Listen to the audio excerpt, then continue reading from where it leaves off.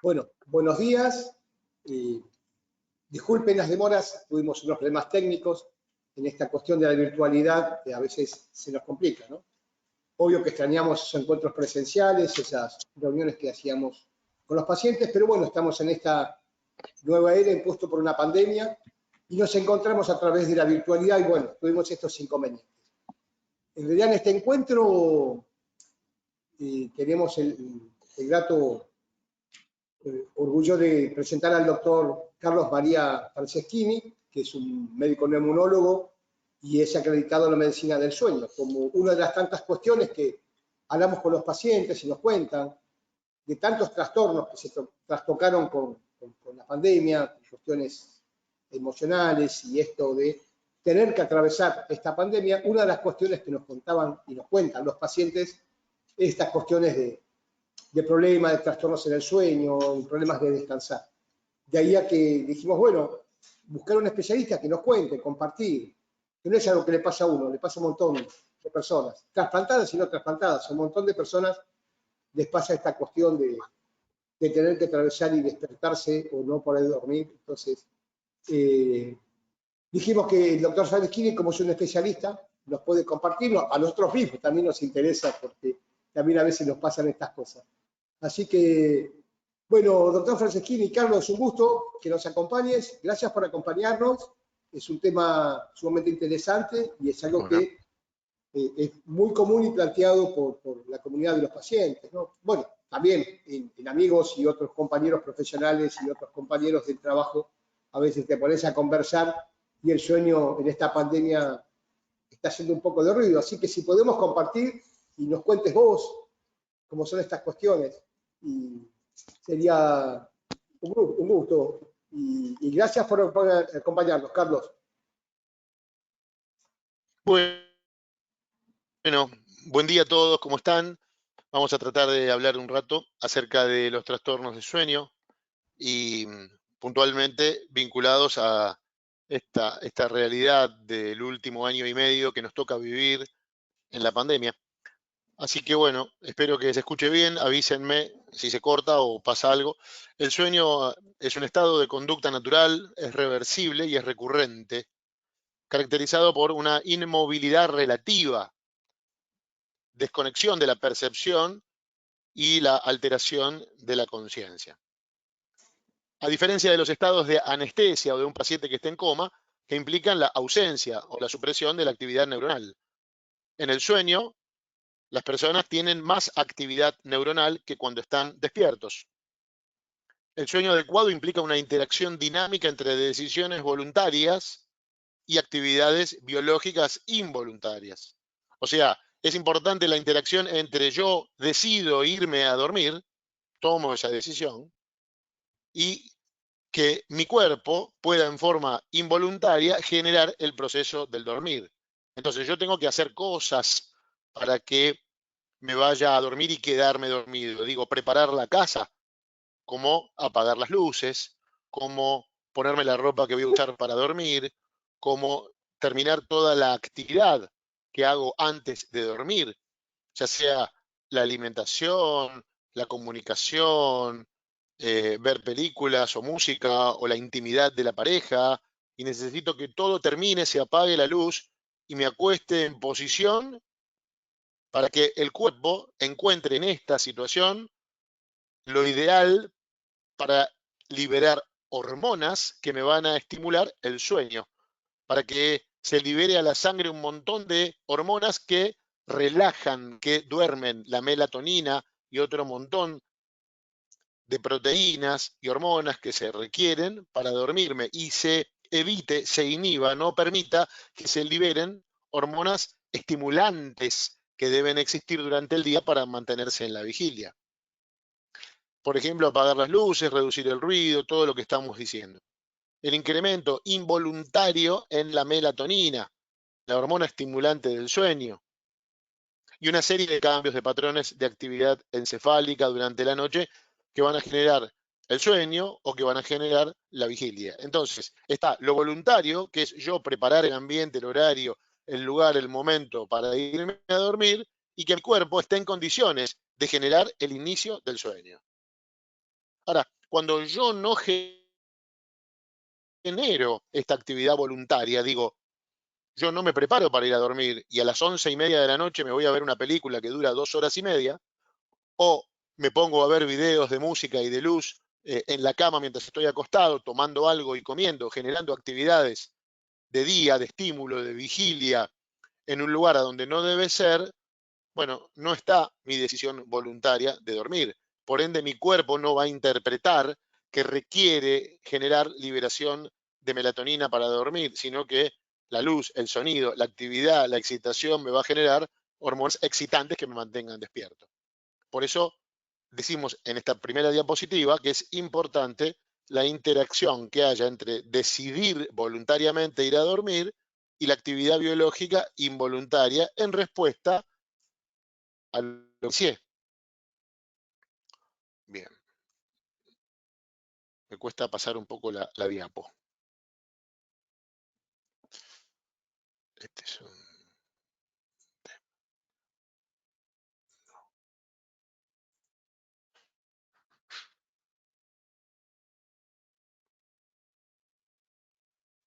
¿Perdió la pantalla? ¿Necesita ayuda? Acuérdese que tocando la tecla Escape puede salir de donde está. No puedo. No, está bien, pero lo que quiero es avanzar la diapositiva, por eso. Ah, con la flecha No de avance, no.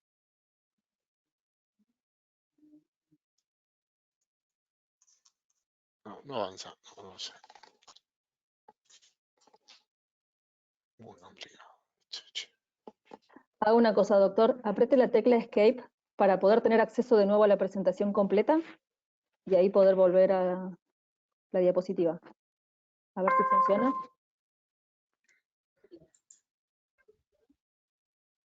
Sí, es un lío.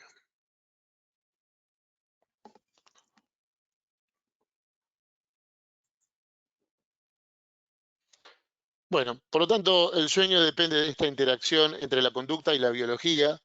De presentarse una deficiencia en alguno de estos dos factores, entonces aparecerá el problema, la perturbación, el trastorno de sueño. Por ejemplo, cambiar los horarios habituales de inicio del sueño. Es un cambio voluntario de conducta.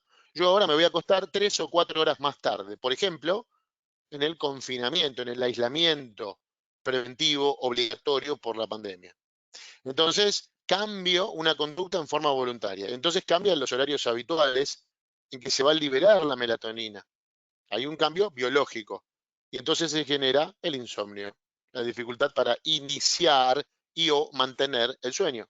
Nuestro reloj biológico se basa en que somos seres duales. Estamos regidos por luz y por oscuridad. El día y la noche, el sueño y la vigilia. Uno llama al otro y son una dualidad complementaria que se retroalimentan. Se necesitan. Cuando se desequilibran, genera una mala calidad de vida con incremento de enfermedades. Si yo estoy 24 horas sin dormir y duermo 3 o 4 horas y estoy otras 24 horas sin dormir, se va a ir generando claramente un disturbio de sueño porque los tiempos que requiero de descanso no los voy a tener. El sueño profundo reparador que me permite estar atento, alerta, despierto, con ánimo, con deseo durante el día, no lo voy a lograr. Se afecta la calidad de vida. ¿Cómo se produce el sueño y la vigilia? Así como el estímulo de la luz atraviesa la retina, miramos, ojos abiertos, por ejemplo, levantamos a la mañana la ventana, entra la luz, llega el tronco encefálico, ese estímulo luminoso, y en el hipotálamo se encuentra un núcleo llamado supraquiasmático. Y esto es clave, este es el director de orquesta para nuestro sueño, debido a que este director de orquesta, este núcleo, tiene conexiones neuronales hacia los lugares donde se liberan hormonas excitantes, estimulantes para mantenerme despierto, y tiene conexiones hacia lugares donde se liberan hormonas que son depresoras y estimulantes del sueño, donde me va a ayudar a mantenerme dormido. Depende, si el estímulo es luminoso en la mañana, se va a estimular directamente todos los estimulantes y excitantes para mantenerme en la vigilia, y en el atardecer y anochecer, cuando deja de entrar el estímulo de la luz, el aviso al director de orquesta, a este núcleo, es envía señales a la glándula pineal que libera la melatonina para que se inicie el sueño e inhibí, bloquea, no permitas que los centros que liberan hormonas estimulantes funcionen. De esta manera, así que suena como muy simple y muy fácil, es cómo se produce el sueño y la vigilia.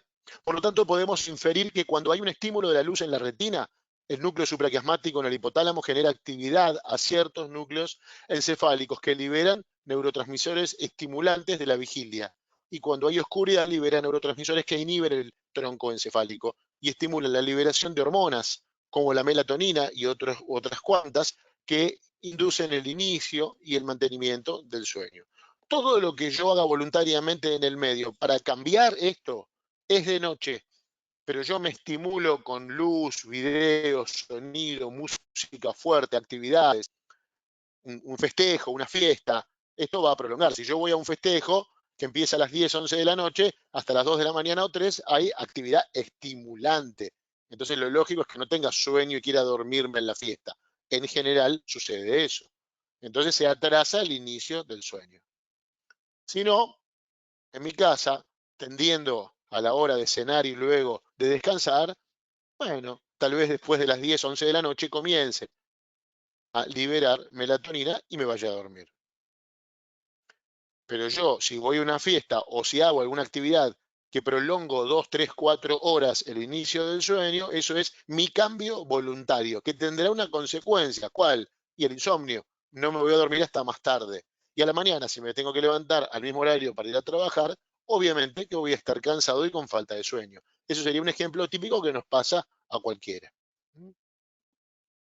Ahora, cuando se liberan estos neurotransmisores que generan el sueño, estos también colaboran con el desarrollo de las fases de cada ciclo, teniendo en cuenta que el sueño está compuesto por fases de sueño.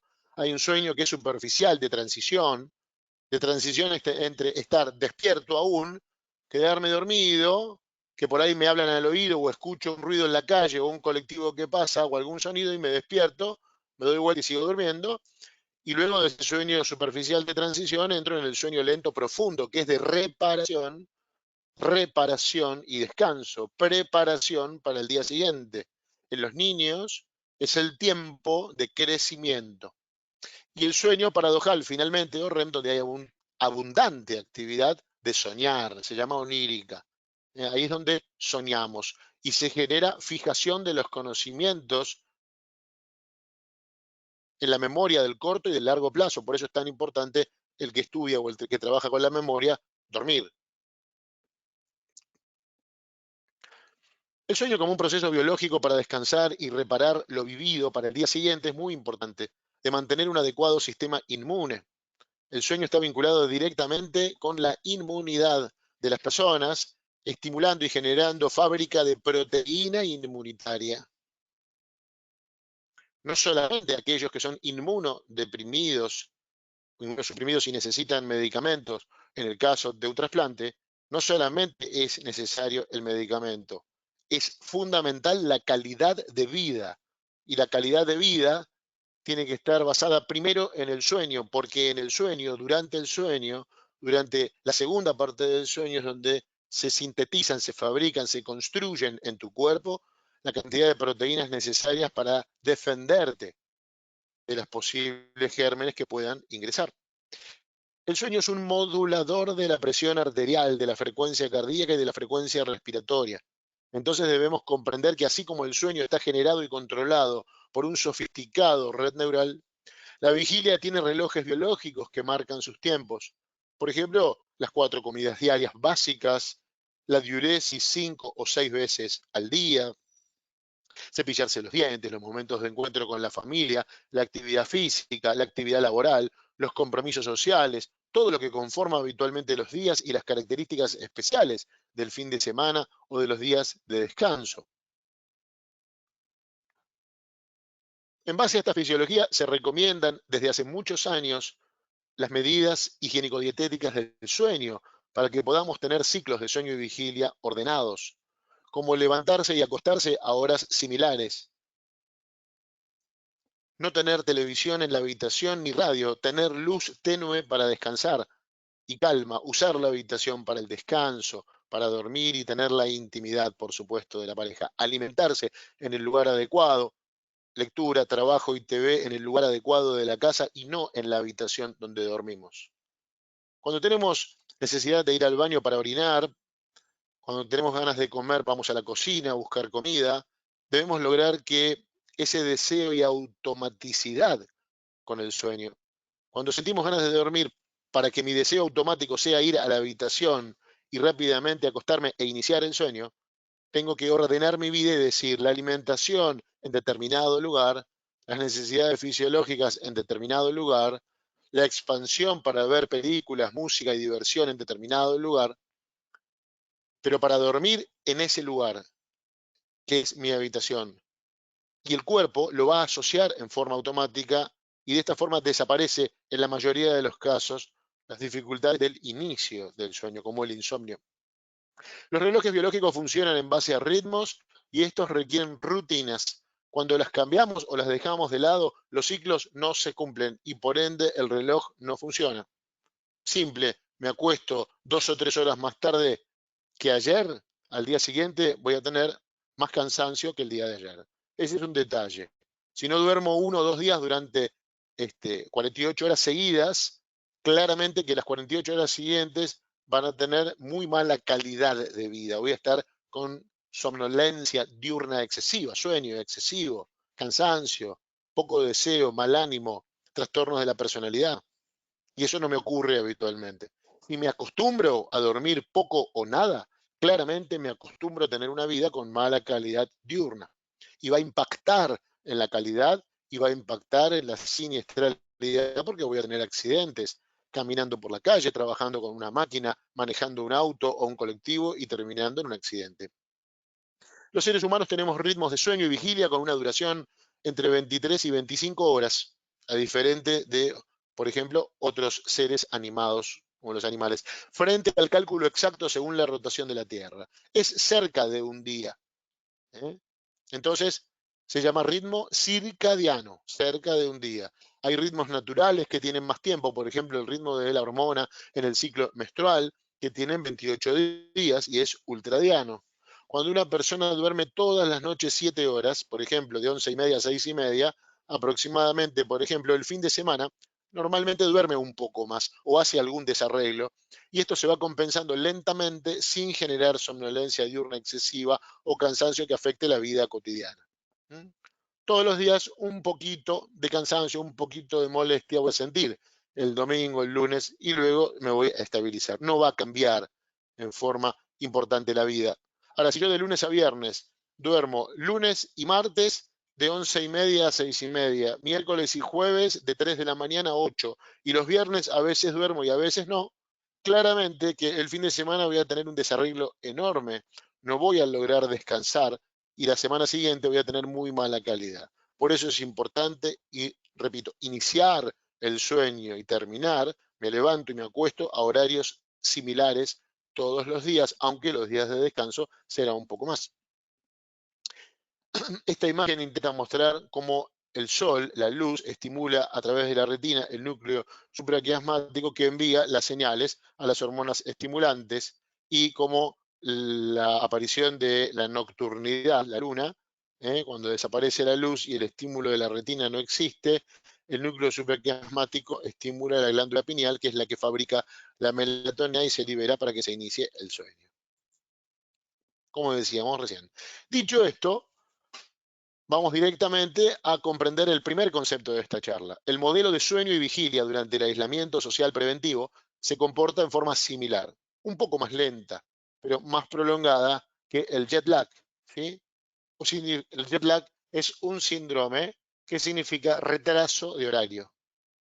¿Sí? ¿Cómo son las etapas del sueño? Cuando se liberan neurotransmisores que generan el sueño, estos también colaboran con el desarrollo de las fases de cada ciclo. El sueño, las fases de sueño superficiales de transición, el profundo es de reparación y la actividad onírica es de soñar. La primera parte de la noche, las primeras 2 o 3 horas completas, son caracterizadas por un sueño profundo conocido como etapa 3. El sueño superficial es conocido como etapa 1 y 2.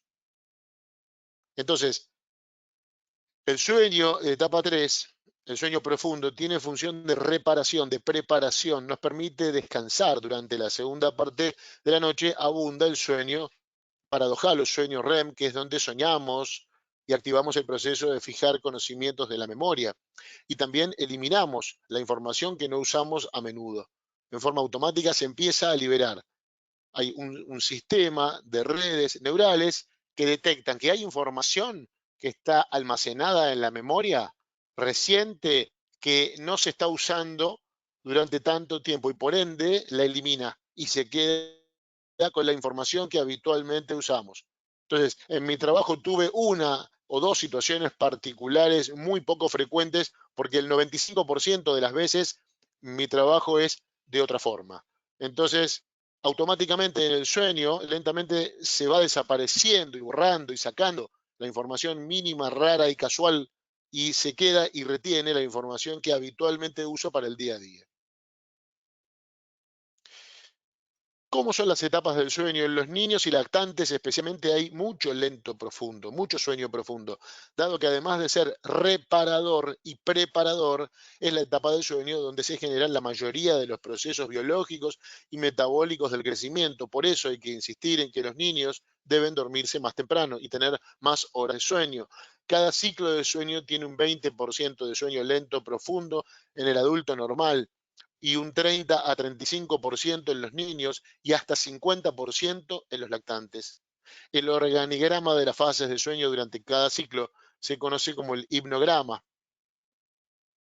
Fíjense, el hipnograma de un adulto, aquí vemos o estar despierto, sueño REM, fase 1, 2, 3, 4. Entonces fíjense cómo el adulto va entrando y durmiendo, se va profundizando el sueño, fase 1, 2, 3, 4, llega al sueño profundo, se mantiene, luego sale, va al sueño REM, luego vuelve a entrar, ¿sí? Fíjense qué distinto, ¿eh? La primera parte de la noche tiene sueño profundo, la segunda parte no. El lactante tiene sueño profundo toda la noche y el niño también en menos cantidad. Recordemos que si no logro el sueño profundo y reparador, de día tengo sueño, cansancio y mala calidad. Es muy importante el proceso biológico para descansar y reparar lo vivido para el día siguiente. Es muy importante mantener un adecuado sistema inmune, ordenar el proceso de la síntesis y liberación de muchas proteínas, limpiar información que no usamos, fijar conocimientos aprendidos en la memoria, permitir completar el proceso del ciclo de sueño y vigilia. El sueño es un modulador de la presión arterial y la frecuencia cardíaca y la frecuencia respiratoria, como ya dijimos. ¿Qué es un reloj biológico? Es un mecanismo interno de un ser vivo que le permite contar con una orientación temporal. Es un conjunto de funciones orgánicas vinculadas al ritmo de la vida. Por ejemplo, el reloj biológico es aquel que me empieza a mostrar que empiezo a tener hambre cuando se acerca la hora del almuerzo. Empiezo a sentir ganas de dormir o de descansar cuando se acerca la hora de dormir a la noche, ¿sí? Empiezo a sentir que ya vienen micro despertares y alertas cuando se acerca la hora del despertar. Es porque hay un reloj instalado, por eso lo de acostarse y levantarse en un mismo horario. Tengo que calibrar mi memoria, mi CPU interno. Yo si a la computadora le cargo un programa, 2 programas, 3 programas, 4 programas, se cuelga, porque no entiende qué es lo que ustedes quieren, si es Windows, si es el Windows, y se cuelga. Si yo me duermo todos los días y me levanto a horarios diferentes y nunca puedo sincronizar horarios similares, el cuerpo responde claramente con alteraciones, con enfermedades. Entonces, el jet lag o retraso horario sucede porque el ritmo circadiano, el ritmo cerca de un día de una persona, que tenía un horario de luz y oscuridad diferente al actual.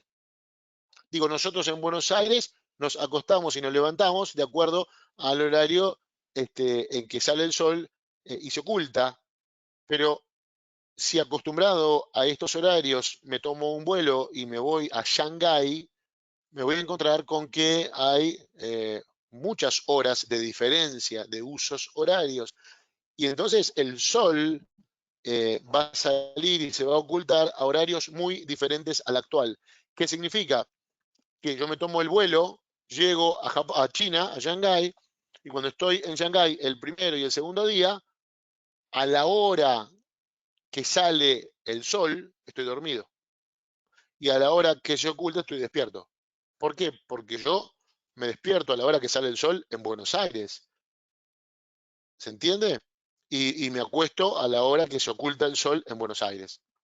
En otro lugar, con diferencia de usos horarios, la luz se va a ocultar y va a salir en horarios diferentes y voy a tardar un día, 2 y a veces 3 hasta acomodar el reloj biológico, hasta que esa luz que ingresa por la retina al núcleo supraquiasmático y el director de orquesta da la información al cuerpo, se organice y se ubique diciendo no, yo ahora tengo que hacer esto cuando sale el sol en este lugar. Y como son 10, 12, 15 horas de diferencia, me tengo que reordenar. Ese reordenamiento, esa recalibración, lo logra gracias al reloj biológico. Por lo tanto, tardará unas 48 a 72 horas en adaptarse al estímulo de la luz y la oscuridad actual para dejar de tener somnolencia diurna. Entonces, como decíamos recién, el núcleo supraquiasmático del tronco encefálico, el director de orquesta, no puede activar neurotransmisores de sueño y liberar melatonina para iniciarlo. Entonces, cuando llegue o cuando vuelva de ese viaje, voy a estar 48 o 72 horas con somnolencia diurna, cierto grado de confusión o pérdida de la alerta. ¿Sí? El jet lag. Es el encargado, entonces, es una alteración del ritmo circadiano y es el encargado del ritmo circadiano de digitar nuestro reloj biológico, calibrado a un periodo de 25 horas aproximadamente, que anticipa el amanecer y el atardecer, regula la presión sanguínea, controla nuestro apetito y coordina todos los demás relojes de los órganos y tejidos. Por eso, el director de orquesta. Entonces, dicho esto, el modelo de sueño y vigilia durante el aislamiento social preventivo, durante la pandemia, se comporta en forma similar, un poco más lenta, pero más prolongada en el tiempo. No son 2 o 3 días, llevamos 1 año y medio en pandemia, pero recuerden los primeros 3 o 4 o 5 meses, entre el mes de abril y septiembre, octubre del año pasado, hasta que algo se comenzó a liberar, fueron 5 meses que estuvimos en un jet lag interminable y se generaron absolutamente cambios importantísimos que alteraron nuestro sueño y puntualmente nuestra calidad de vida. El aislamiento social preventivo, la pandemia conlleva ansiedad, preocupación, incertidumbre. Este confinamiento preventivo por una pandemia nos genera la necesidad de buscar otra forma de estar en contacto con la comunidad. Es una actitud casi involuntaria la de ver y escuchar noticias, ya sea de la situación que estamos atravesando, tener contactos con personas conocidas que expresen sus pensamientos y sentimientos en esta circunstancia. Pero en general, de esta forma también retroalimentamos nuestra ansiedad. Esta nos lleva a combatirla, la ansiedad, nos lleva a combatirla con desarreglos de alimentación, a comer más, cosas ricas, de horarios de atraso en el inicio del sueño, y en muchos casos la calidad de sueño se ve perjudicada por perder la primera parte de la noche. Tener varios despertares nocturnos que fragmentan el sueño. En algunos casos no pueden continuar durmiendo más allá del horario habitual que cumplían y por ende hay un deterioro en la calidad y la cantidad de sueño. ¿Qué plantean los pacientes? ¿Qué nos plantean las pacientes durante la pandemia? Me acuesto muy tarde, duermo, me levanto más tarde, pero me levanto muy cansado porque perdieron la primera parte de la noche, la parte importante del sueño profundo. Me despierto varias veces en la noche, donde me levanto, voy, vengo, tomo agua, me acuesto, voy al baño a orinar, vuelvo, me acuesto, pero de repente me quedé 30 minutos mirando el techo y no dormí más. Así que me desperté 3 o 4 veces desde las 3:30 de la mañana, pero a las 6 ya no pude dormir más. Durmió 3 horas y media sin sueño profundo, fragmentado. Eso termina durante el día mínimo en hipersomnolencia diurna, en hipertensión arterial, en mala calidad de vida, en falta de concentración y de atención, con una afectación importante en el ánimo que estamos teniendo por esta situación. En el aislamiento social preventivo, si dormimos fuera de la hora habitual, es probable que las comidas sean fuera de la hora habitual o no respetamos las 4 comidas. Nuestro cuerpo y mente no funcionan correctamente con ciclos incompletos. Cuando nos acostamos durante varios días seguidos, varias horas más tarde que lo habitual, Generalmente perdemos la primera parte de la noche y es ahí donde abunda el sueño profundo y reparador. Esta situación se expresa con sueño excesivo durante el día, cansancio diurno, falta de concentración y atención, falta de ánimo o mirada negativa de la realidad. Entonces, el acostarse, el acortarse, el perder el sueño lento profundo, ¿qué hace? Aumenta el sueño REM, tiene que compensar. Tengo menos sueño profundo, voy a tener más sueño REM, que tiene abundante actividad onírica. Las personas, algunos se acuerdan lo que sueñan y otros no, pero todos soñamos. Y referimos tener muchos sueños y de tipos vividos, emocionales, con muchas posibilidades de presentar algo que el año pasado el 65% de las consultas fueron por pesadillas durante el sueño. Por el contrario, cuando los pacientes se despiertan varias horas antes de lo habitual, suelen tener sueño lento profundo suficiente, pero les falta sueño paradojal. Estos pacientes refieren falta de memoria reciente y de largo plazo. ¿Puede ser que por el aislamiento, por estar encerrado, estoy perdiendo la memoria? Sí, es transitorio, claro, por la falta de la calidad de sueño, pero sí, es verdad, trastornos de memoria. Por supuesto, de que la calidad de trabajo y de estudio se deteriora y se pierde, terminamos durmiéndonos en horas de trabajo y no durmiendo en horas de descanso.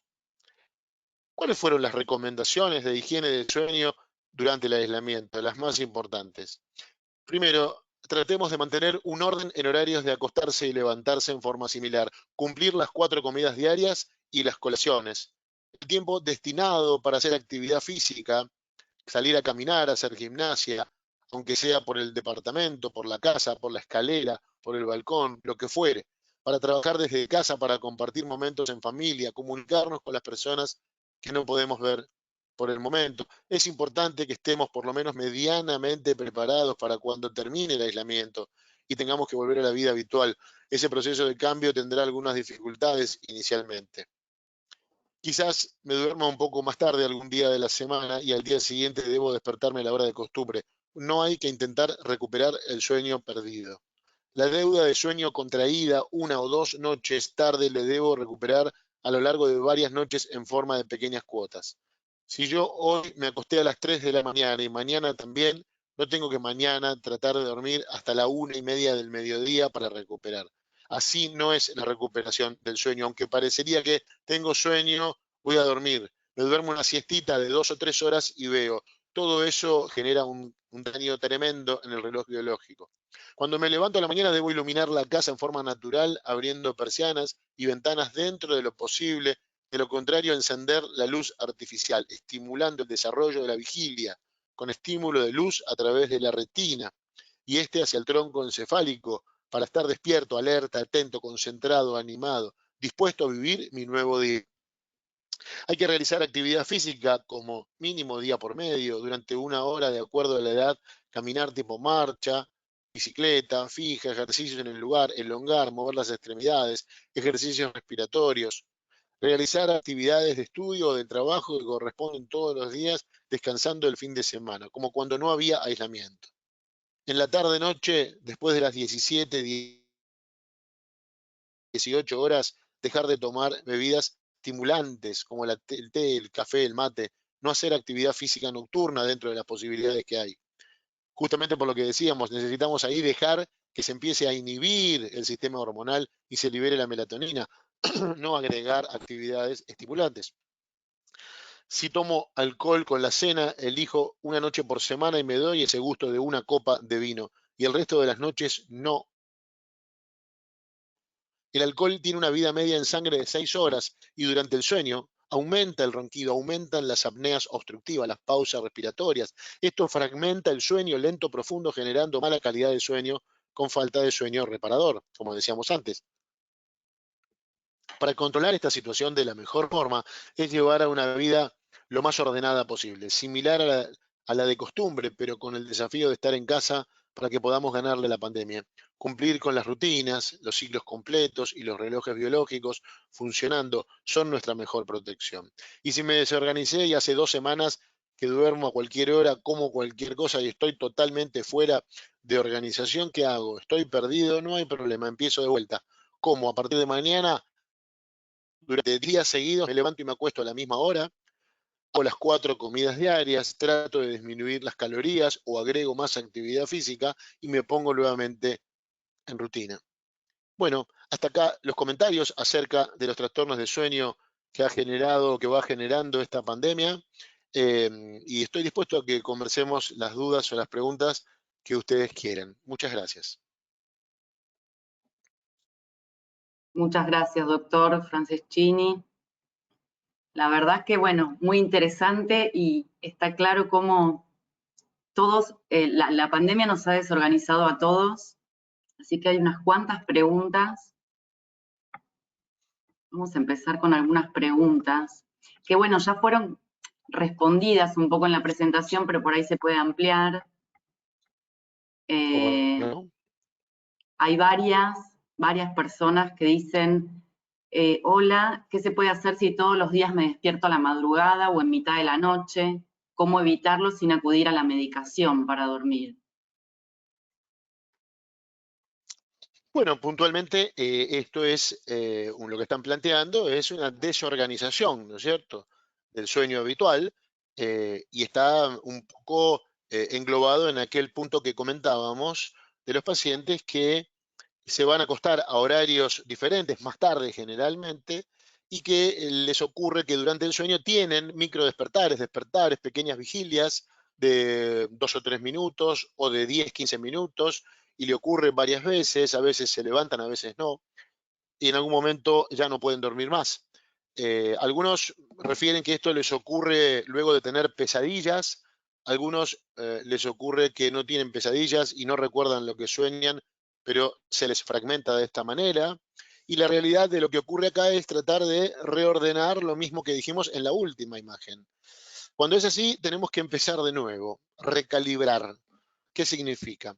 Decir, bueno, por un periodo de varios días o varias semanas, yo voy a estar controlando que me acuesto y me levanto a horarios similares. No digo exacto, me acuesto a las 23 y me levanto a las 7, pero sí más o menos con 30 o 40 minutos de diferencia. Entre las 11 más menos media hora y me levanto entre las 7 más menos media hora. Pero eso lo cumplo, lo anoto, me escribo un diario de sueño donde en una hojita voy a poner en el margen izquierdo, voy a poner los horarios, ¿sí?, de 0 a 24 y en la parte superior los días de la semana, lunes, martes, miércoles, jueves, viernes. Y voy a ir marcando, ¿sí?, cada día a qué hora me acuesto y a qué hora me levanto, pero no espontáneamente de acuerdo a lo que se presentó, sino voy a obligarme a irme a dormir y preparar una hora antes de irme a dormir la casa y me preparo yo. Voy disminuyendo todo lo que es estimulante, voy apagando, voy cortando, voy poniendo una luz tenue, me voy calmando, voy haciendo a lo mejor algún tipo de actividad de meditación, mindfulness, yoga, algún tipo de ejercicio, simplemente sentarme a respirar en forma tranquila y cómoda, con una luz bien tenue y me voy preparando para el horario en que voy a apagar todo y me voy a dormir. Prepararse todos los días para iniciar el sueño es una actividad muy sana, simple, extremadamente económica y es muy, muy útil. Entonces, primero calibro, me vuelvo a dormir durante 10 o 15 días a la misma hora y me levanto a la misma hora. Voy a ordenar los horarios para comer también. Exactamente, va a ser más fácil. Digamos, si todos los días me voy a levantar a la misma hora y me voy a acostar a la misma hora, es probable que el desayuno, el almuerzo, la merienda y la cena sean un horario similar. Pero va a depender de mí, soy yo el que lo tengo que hacer. Y anoto y marco, ¿no? Me levanté a las 7, marco desayuné a las 8, almorcé a las 12, merendé a las 5. O sea, digo, voy a ir marcando ¿eh? Los elementos que forman parte del reloj biológico. ¿Y quiénes son ellos? Son los rituales. Y los rituales son a qué hora me levanto, a qué hora me acuesto, a qué hora desayuno, a qué hora almuerzo. Esas cosas básicas. No vamos a marcar cada vez que voy al baño, ni cada vez que hablo por teléfono con alguien o que entro a la computadora. Pero sí, la alimentación y los horarios de sueño y vigilia son los 3 marcadores más importantes para reordenar y poner claramente una nueva propuesta de orden en mi vida. Ahora, hay que tener en cuenta que cuando yo me despierto en la noche, tengo que evaluar qué es lo que me está pasando. Vale decir, si yo me desperté y me tomo un vaso de agua, trato de seguir durmiendo. O si voy al baño, vuelvo y sigo durmiendo. Si yo veo que estoy tardando en la cama para volver a dormirme, cuando estoy más o menos 10 minutos o 15 minutos sin dormirme, tengo que levantarme y hacer algo. Mantenerse despierto en la cama durante la noche mucho tiempo, lo único que va a generar es que no pueda volver a dormir. Entonces, voy al baño o tomo agua o, digamos, o me muevo o giro o lo que miro la hora, no sé lo que quiero y sigo durmiendo. Pero si en la cama pasan 10, 15 minutos y veo que no me puedo dormir, no me tengo que quedar en la cama despierto mirando. Me tengo que levantar y hacer alguna actividad que me permita volver a dormir, como esto que decíamos. Bueno, voy al baño, tomo agua, me lavo las manos, camino unos pasos, vuelvo, me meto en la cama y apago la luz. Intento el inicio, no quedarse en la cama despierto, eso va a terminar en que no dormís más. Así que bueno, Bien. lo que hay que hacer es recalibrar los horarios. Acá Claudia nos dice, qué importante el registro para esto. ¿Cuánta gente dice no puedo dormir de noche y se duerme en una siestita de día? Por eso lo importante, los buenos hábitos y Bien. consejos. Yo, por ejemplo,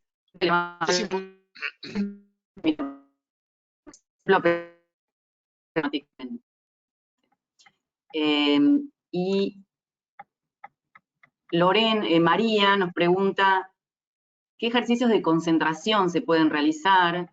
Y si el yoga es beneficioso para ayudar al sueño. Que bueno, un poco ya lo dijo, pero también esto, los ejercicios de concentración que se podrían realizar para dormirse o para volver a dormirse.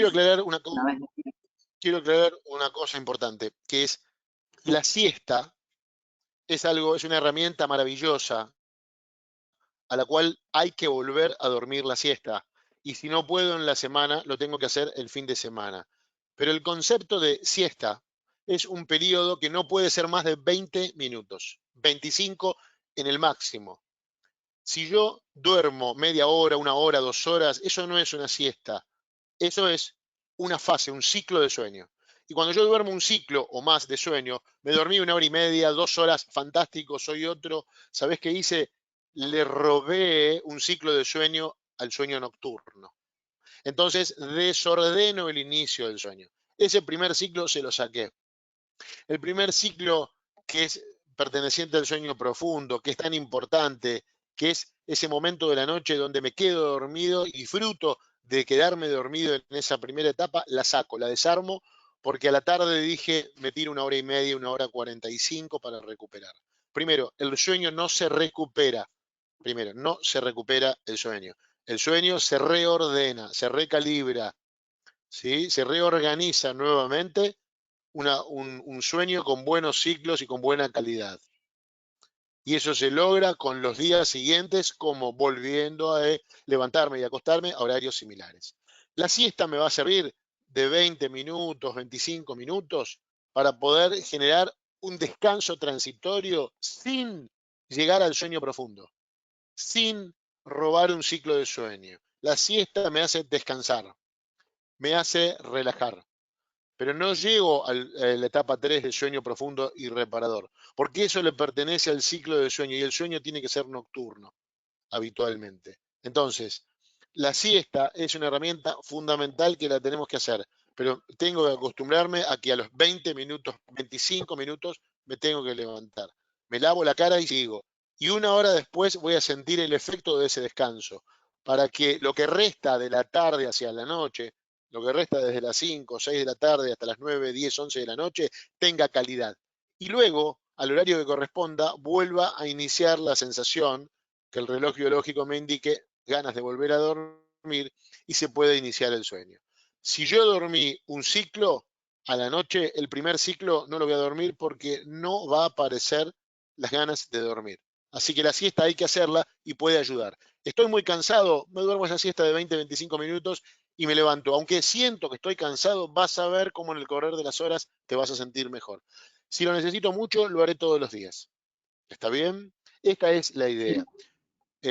Con respecto a la pregunta anterior. Y después, lo que preguntaron con respecto a si hay ejercitación puntual que ayude a dormir. A ver, la meditación hoy en día es una herramienta fantástica y sobre todo el mindfulness porque es una meditación con ejercicios de respiración.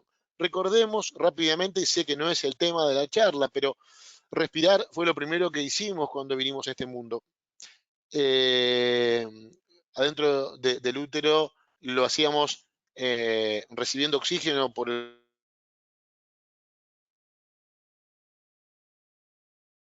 cordón umbilical que nos mandaba la madre, nuestra madre. Y luego nacimos, luego el cordón se cayó, salimos gritando y respirando, y el grito es para alargar justamente el meconio y las secreciones que se encuentran en la vía aérea no usada hasta ese momento de un recién nacido, y que se libere y se comience a respirar. Así como la respiración es lo primero que hicimos cuando nos encontramos con dificultades de un poco de estrés, de ansiedad, de cansancio, de preocupación, de miedo, que afecta en forma directa las ganas de iniciar el sueño. Una manera importante es volver a las bases, o sea, volver a lo primero, volver a respirar. Entonces, la meditación, la calma, con ejercicios de respiración ayudan para calibrar esta situación. Cuando yo estoy ansioso, preocupado, queriendo hacer algo como dormir y no puedo, uno no se da cuenta, pero si pudiera observarse, se va a encontrar respirando en forma irregular. Se va a encontrar respirando con suspiros. Se va a encontrar respirando en forma anormal, asincrónica, con aumento de la frecuencia respiratoria. No nos damos cuenta durante el día, en el momento en que estamos trabajando o preocupados o enfermos, reagudizados, internados, preocupados, hablando de algún problema con seres queridos, nuestra respiración cambia, se hace irregular, se hace asincrónica, es mala, es pobre, tiene un mal manejo del dióxido de carbono. Todo eso hace que uno a veces se canse, necesite pegar esos suspiros de 1 o 2 inspiraciones profundas. Todas esas situaciones hablan de que se encuentra bajo una circunstancia en la que está descalibrado el control que tiene de la situación el paciente. Por lo tanto, los ejercicios de respiración, que se trata de, durante un periodo de tiempo, 3 o 4 minutos, concentrarse en un lugar solo y pensar en la respiración, sentir la respiración y controlar la respiración, y tratar en forma consciente de hacer respiraciones iguales en tiempos iguales. Uno no se da cuenta, gracias a Dios, porque respira bien, pero uno debería tomarse a veces el trabajo de decir, me siento en casa solo, en el baño, en un lugar que no me ve nadie, en lo que sea, en el trabajo, en una oficinita, en un costado, 3 o 4 minutos, me siento, me calmo, cierro los ojos y me concentro en cómo respiro, cómo meto el aire, cómo saco el aire, cuántas veces lo hago por minuto, y trato de que el próximo minuto sea igual al anterior, y durante algunos minutos tener una respiración igual, en forma y en tiempos. Eso solo genera una relajación y una calma enorme. Eso es meditar con mindfulness, con ejercicios respiratorios, y es excelente para el control y el inicio del sueño. El yoga es otra herramienta fundamental y que en muchos lugares hay indicación de que el paciente haga yoga con el objetivo de mejorar el control de los tiempos de sueño y sobre todo el inicio y el mantenimiento. Hay un montón de otras rutinas que también se utilizan. Simplemente la actividad física como el caminar, la marcha, especialmente la marcha rápida, si es posible, o alguna actividad fija en bicicleta o bicicleta fija, o algún ejercicio que haga en casa, pero eso sí, 3 días por semana durante 20 o 30 minutos y cumplirlo y repetirlo. Esa actividad física va a comenzar a reordenar y organizar los tiempos del sueño. Háganlo y se van a dar cuenta. Sí, es muy bueno. Sí, esto responde un poco la pregunta de Lorena, que justamente dice, Sí. buen día, mi pregunta es cómo poder restablecer el hábito del dormir sin preocuparte por quedarte dormida para alguna obligación en el día siguiente agrego yo, la preocupación de me tengo que dormir. La respuesta un poco es esta, el mindfulness, claro, la respiración, aprender como técnicas.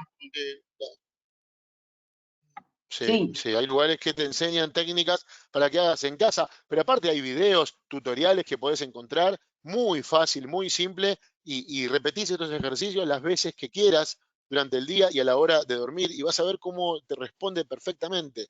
Es muy simple y tiene realmente una utilidad muy importante. Y por supuesto que estamos hablando de actividades que no son farmacológicas, que no tienen medicamentos. Hay algunos pacientes que requieren inductores del sueño y requieren medicamentos, por supuesto, pero este tipo de herramientas son fantásticas, ¿eh? El yoga, el mindfulness, la verdad que son muy buenas. Y mucha gente te dice, mire, desde que empecé a hacer actividad física y empecé a bajar algo de peso, me siento mejor y me duermo mejor y no me cuesta tanto iniciar el sueño. Así que es muy importante darle bolilla a eso. Por supuesto que no está de más decir y recordarle a todos que cuando hay una enfermedad durante el sueño y cuando la sospecho y cuando tengo sueño durante el día, hay que consultar qué es lo que está pasando.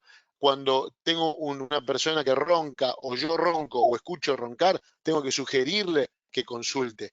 Y si ese ronquido termina en pausa respiratoria, o sea, en una apnea obstructiva, hay que consultar, porque eso habla de que falta oxígeno durante el sueño. Y si duermo el 30% del día, me voy a pasar el 30% de la vida sin el oxígeno adecuado.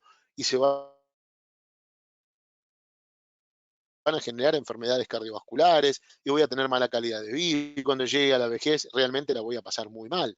Entonces, cuidado, no confundir. Una cosa es lo habitual, que me pasa todos los días, la dificultad para dormir por distintos motivos personales o por la pandemia, y otra cosa es que haya ronquidos, que haya movimientos anormales de las piernas, que haya sonambulismo, que haya pesadillas o terror nocturno en los niños. Cuando uno detecta algo así, tiene que consultar. Pero no es gratis de ninguna forma el ronquido. El ronquido debe consultar porque hay que ver si hay o no apneas del sueño. Y si hay apneas del sueño hay que tratarlas, si no esa persona se va a transformar en un enfermo cardiovascular. Tengan en cuenta eso. Acá Gabriela nos consulta en qué momento, justo tiene que ver con esto que estaba diciendo, en qué momento es recomendable realizar la consulta con un especialista del sueño. Mi marido está esperando un trasplante de riñón desde que empezó la pandemia, no logra dormir de noche y me despierta. ¿Qué nos sugiere hacer? Consultar claramente porque hay que detectar justamente una de las patologías muy frecuentes en los pacientes con insuficiencia renal crónica y que se encuentran en pretrasplante y también trasplantados, está muy asociado a los trastornos respiratorios del sueño, justamente por la dificultad del filtrado glomerular y la dificultad de la eliminación del bicarbonato y el dióxido de carbono. Entonces, en la retención del dióxido de carbono está la dificultad respiratoria durante el sueño y esto genera mucha patología con básicamente sueño, somnolencia diurna excesiva, cansancio, hipertensión arterial, cefalea a la mañana, disminución del apetito sexual, disminución del ánimo, falta de la concentración y de la atención. Y muchos de estos pacientes, por supuesto, son roncadores importantes e hipertensos. Entonces, hay que hacer la consulta porque hay que hacer un estudio de sueño, de poligrafía respiratoria o de polisomnografía, y probablemente o seguramente va a haber que poner tratamiento para controlar esta sintomatología hasta tanto la patología renal se encuentre estabilizada, eh, llegando al trasplante y cuando esté trasplantado, que ese trasplante se encuentre en adecuada evolución, ¿no? Bien, hay varias preguntas sobre la venta libre, o sea, la ingesta de melatonina, que es que es medicamento de venta libre, si es recomendable. En principio Sí, diríamos que hay que consultarlo con el equipo de trasplante, ¿no? Pero, digamos, con su médico, por pero supuesto.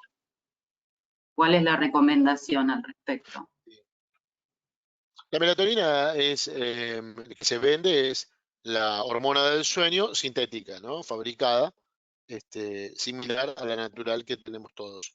Obvio que administrar melatonina tiene un excelente resultado en todos los pacientes que hablamos en la charla, tienen jet lag, ¿no? Los que viajan.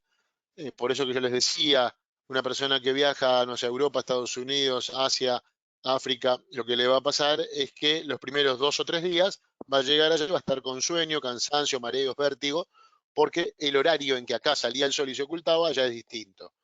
Y el tronco encefálico va a tardar 2 o 3 días en cambiar. Recibo estos estímulos a tal hora para la nueva hora.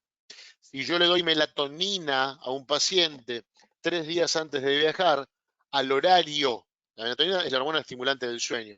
A mí se me libera la melatonina a las 10:30 de la noche, porque en Argentina me duermo a esa hora, pero resulta que en Europa, cuando acá son las 10:30 de la noche, son las 3:30 de la mañana.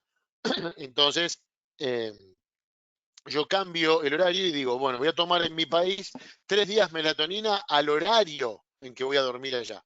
Cuando llego allá, no voy a tener jet lag. Y cuando estoy por volver de Europa, voy a tomar melatonina 3 días antes de viajar a la Argentina, en el horario en que voy a dormir en Argentina. Cuando llego acá, no tengo jet lag. ¿Se entiende? Sí. Adapto con la hormona que necesito, porque lo que no se logra cuando cambia el uso horario es que se libere la melatonina al horario ideal. Entonces, la melatonina tiene una indicación absoluta en el jet lag. La mejor respuesta en las personas ancianas o las personas de mayor edad. Ahí se ve muy bien en el insomnio del anciano porque comienza a tener falta de regulación, información y liberación normal de la melatonina endógena. Entonces, el aporte lo ayuda mucho. En las personas jóvenes tiene un resultado medianamente aceptable, no es un muy buen resultado. Hay algunos 2 o 3 tipos de melatoninas diferentes hoy en día, que tienen agregado un antialérgico, la de difenhidramina, etcétera, que pueden ayudar. En algunos pacientes responden y en otros pacientes no responden para nada. Entonces, dar melatonina a ciegas, hoy yo no se lo doy ni al trasplantado renal ni al no trasplantado renal. Digo, no se trata de tener un problema de salud. Se trata de que tengo que ver realmente cuál es el motivo por el cual esta persona tiene un trastorno para el inicio del sueño. ¿Por qué? Porque si yo no sé lo que le pasa y ni siquiera le pregunto, vuelvo a lo mismo de siempre, porque es lo más frecuente de ver.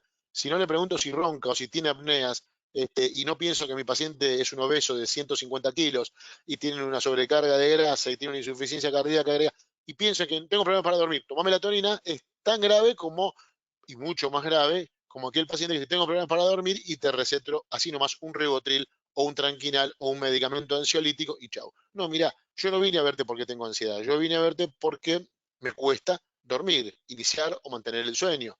A lo mejor soy un ansioso y necesito un ansiolítico, bueno, pero no siempre es así. Por eso, yo no recomiendo, por más que sea de venta libre, indicarle melatonina gratuitamente a cualquier persona. Ahora, los pacientes que tienen su dificultad de filtrado glomerular por la insuficiencia renal, por supuesto que van a tener que, en el caso que lo usen, adaptar la dosis porque va a tener un retraso en la eliminación y va a tener una acumulación que le va a generar hipersomnia, va a estar mucho tiempo dormido. Entonces hay que estar muy atentos con eso. Se achica la dosis, se adapta al filtrado glomerular y no hay ningún problema. Pero no indicarlo a ciegas. Mi mejor consejo hacia ustedes es consulten con un especialista en sueño lo que les está ocurriendo, porque puede ser algo simple que se trate con organizar nuevamente tu horario de inicio, o puede ser que haya un cuadro de apnea de sueño, o un cuadro de epilepsia, o un cuadro de terror nocturno, o una enfermedad que requiera tratamiento diferente al de, bueno, me tomo una melatonina a ver qué pasa. Entonces, no, te aconsejo que consultes. ¿eh? Es Bien. una opinión personal. Hay mucha preocupación aquí con el celular, al lado de la cama, en la mesita de luz, con la tele, con dormirse con la tele prendida, que es como parece que Correcto. bastante habitual, sobre todo en la pandemia. Y esto de despertarse a la noche e inmediatamente mirar el teléfono. ¿Cuál es la recomendación? Yo diría dejar el teléfono Bien, lejos. claro, está bien. El tema, seguramente lo que nos pasa a todos, me incluyo igual que ustedes, porque todo lo que ustedes plantean me pasa a mí también, ¿eh? No se van a Sí, creer que a ustedes todos. están equivocados y yo tengo la verdad. De ninguna manera. Pero les quiero decir, lo que nos pasa muchas veces es que usamos el teléfono de despertador. Es muy común. Sí, Entonces digo, no, lo tengo que tener cerca porque lo necesito encendido por eso. Otros porque lo necesitan tener encendido por los pacientes o lo que sea, yo lo tengo que tener encendido. Pero más allá de todo eso, está vinculado un poco a esa parte de la charla que yo les comentaba a todos, el hecho de todo lo que es estimulante en sonido, en luz, en música, en noticias, en mail, en WhatsApp, si yo no corto en un determinado tiempo, lo apago hasta que me levanto a la mañana, esto me va a afectar. No solamente porque se encienda, porque aparezca un llamado, porque haya ruido, porque de la noche por ahí se enciende, viste, la luz, se enciende todo. ¿Qué pasó? Se encendió la pantalla por cualquier cosa, qué sé yo, porque entró un WhatsApp o por lo que sea.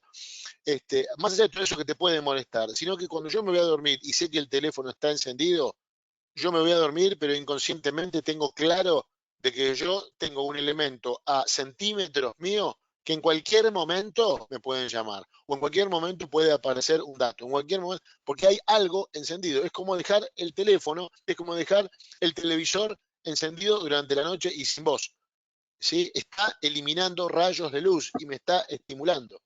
Y yo no necesito luz en la noche.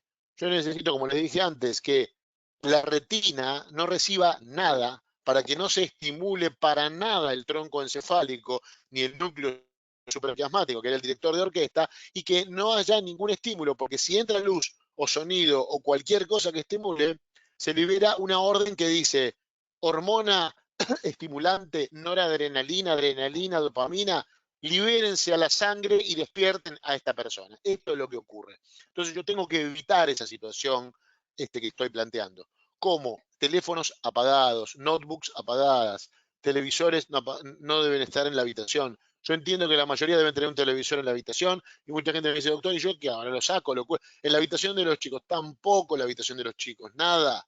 Se necesita la habitación ambiente con luz tenue para que el cuerpo diga tengo sueño y ese bostezo se asocie con ese lugar, esa cama, ese espacio, esa luz donde llego, me pongo la ropa para dormirme, dormir.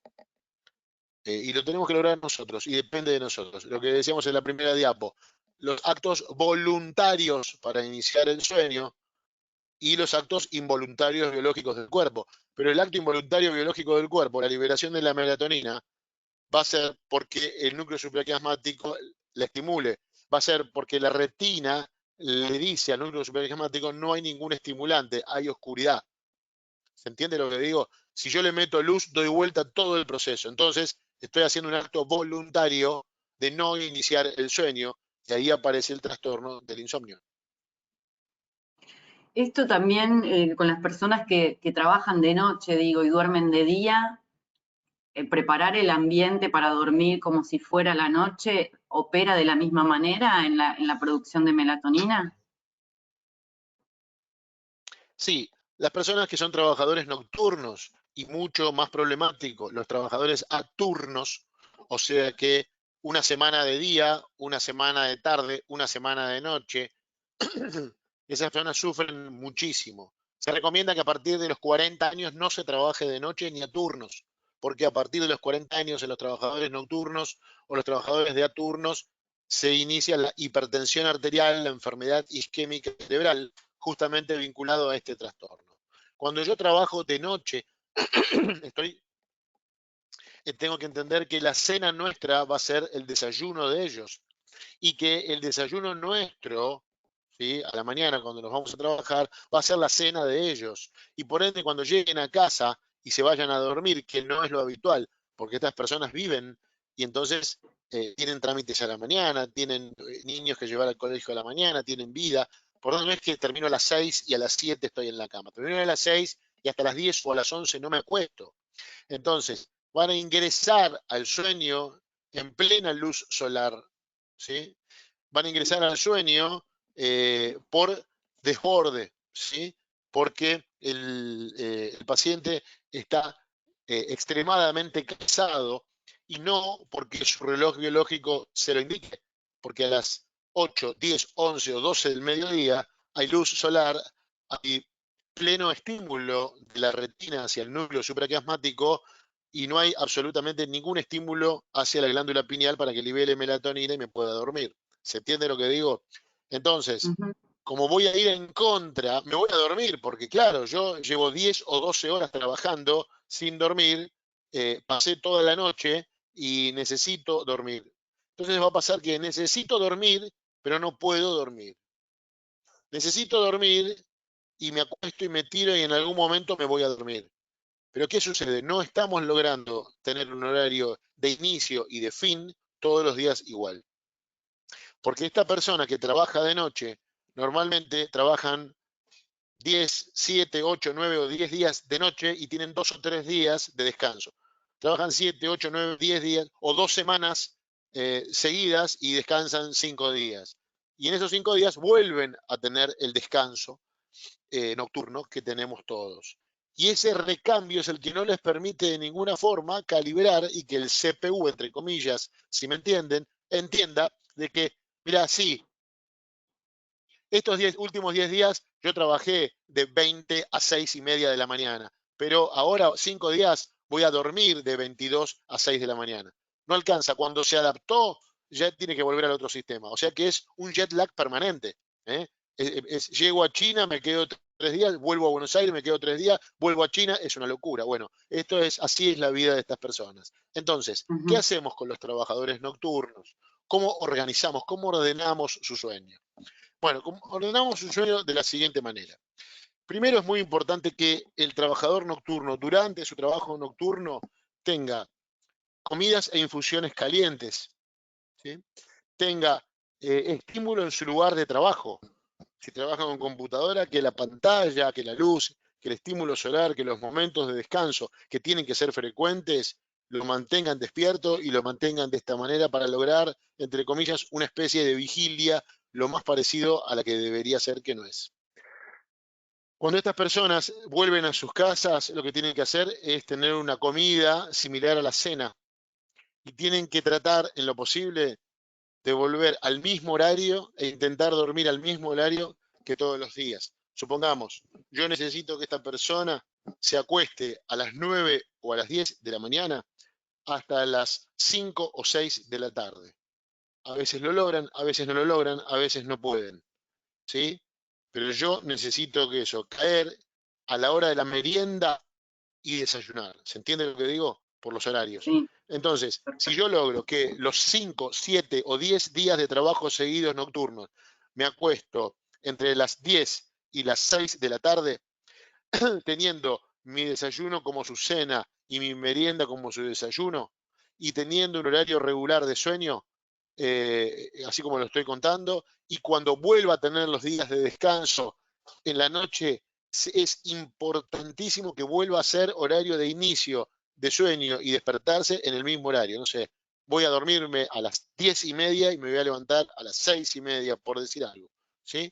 O sea, ajustar al máximo los horarios que duermo en el periodo de trabajo nocturno y en el periodo de descanso nocturno. Eso es fundamental. Calcular bien que las comidas calientes que yo no hice las tengo que hacer y van a ser en el horario de trabajo.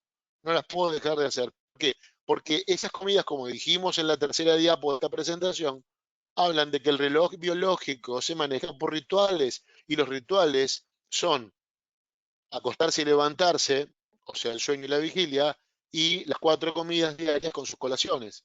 Esas van a marcar y van a organizar mi vida. Y alrededor de eso van a ir las 5 o 6 misiones, orinar por día, la vez que vaya al baño a defecar, van a organizarse con los tiempos de conversación que tengo con mi familia, que va a ser muy difícil porque los chicos van al colegio durante el día y yo estoy durmiendo. Porque mi esposa, supongamos, tiene un horario de trabajo o un horario de ocuparse de las cosas que es de día y yo de día estoy durmiendo. Entonces no tengo que olvidarme del grupo social, de mi vida marital o en relación con mi esposa, con los chicos. Tengo que tratar de ponerle un horario, un pequeño horario a cada una de esas cosas.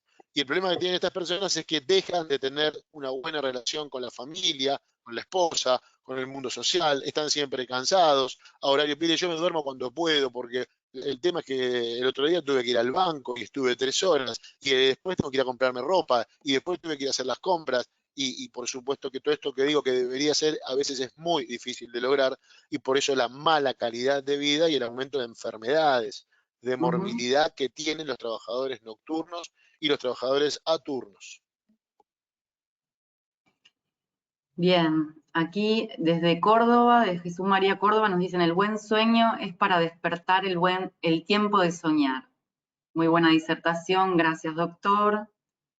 Y Guillermo Testa nos pregunta: en una oportunidad me realizaron una calorimetría indirecta y uno de los resultados fue que el cerebro no se desconecta durante el sueño. ¿Cuál puede ser la causa?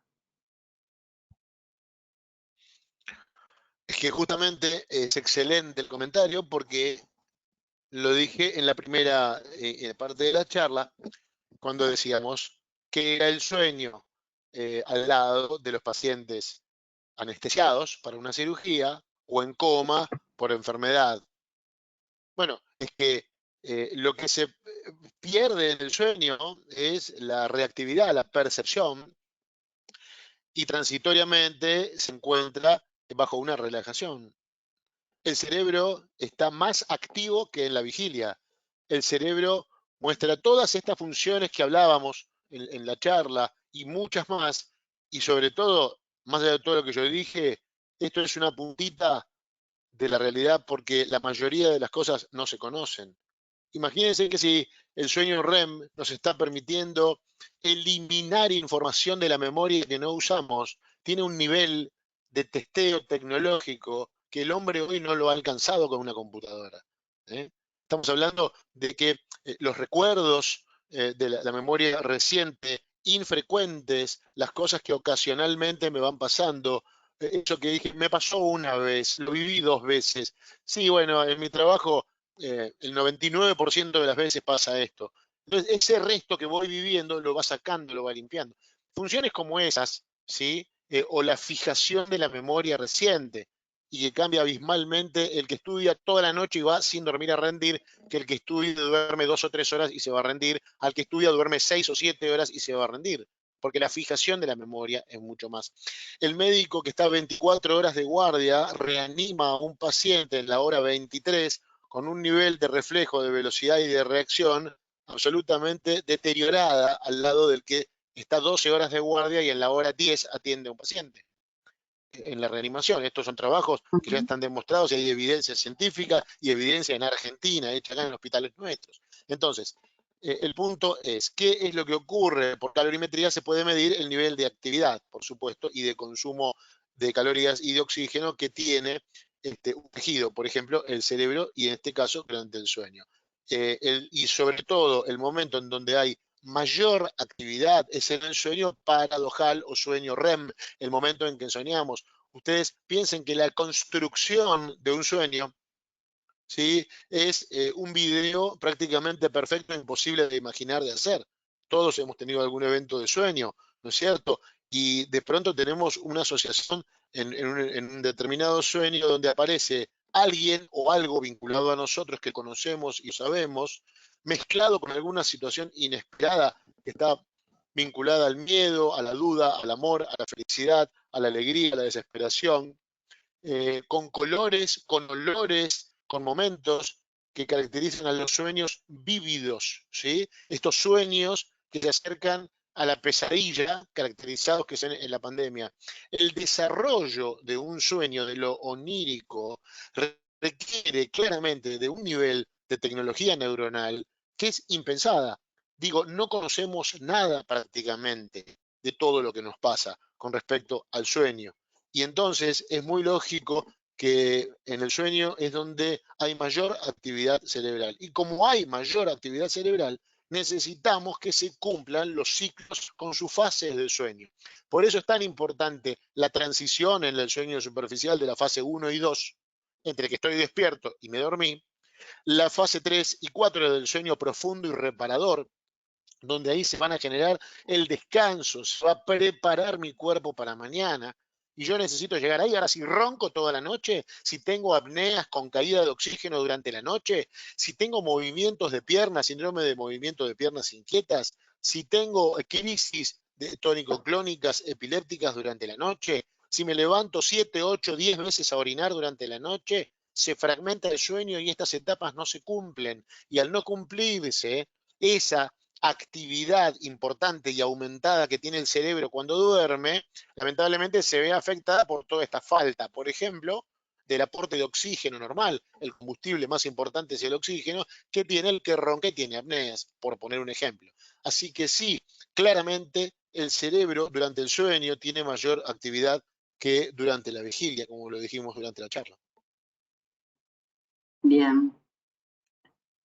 Bueno, hay muchos agradecimientos a la disertación y también al compartir este problema que quizás uno lo habla entre familiares, entre amigos, pero bueno, saber que le está pasando a muchas personas y desde el inicio de la pandemia todos, me incluyo, con pesadillas, con despertares a la noche, con dificultad para dormir, con desorden, que bueno, ya sabes, tenemos algunas técnicas para entonces ordenarnos.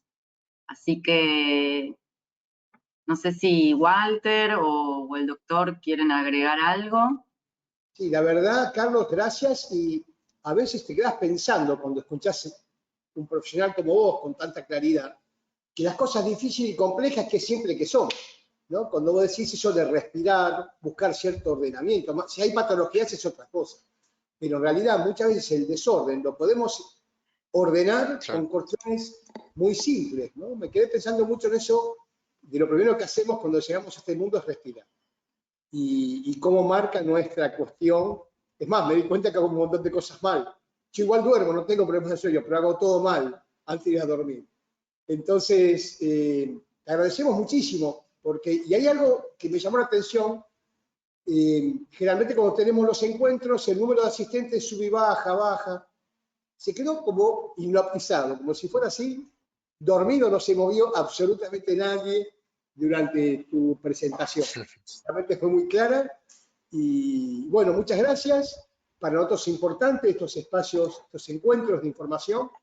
Los impulsamos el año pasado en el medio del aislamiento. Pensamos como institución que teníamos que buscar formas de estar cerca de los pacientes en todas estas cuestiones que les sucede ya de por sí en esperar un trasplante o ya aquellos que trasplantaron, todas estas cuestiones emocionales que atraviesan sus vidas, y es un momento muy particular. Por eso nos rodeamos de un montón de profesionales de la salud para acompañar y damos charlas cada 2 viernes, así que ahora el próximo encuentro va a ser el 16 de julio a las 10 de la mañana y vamos variando.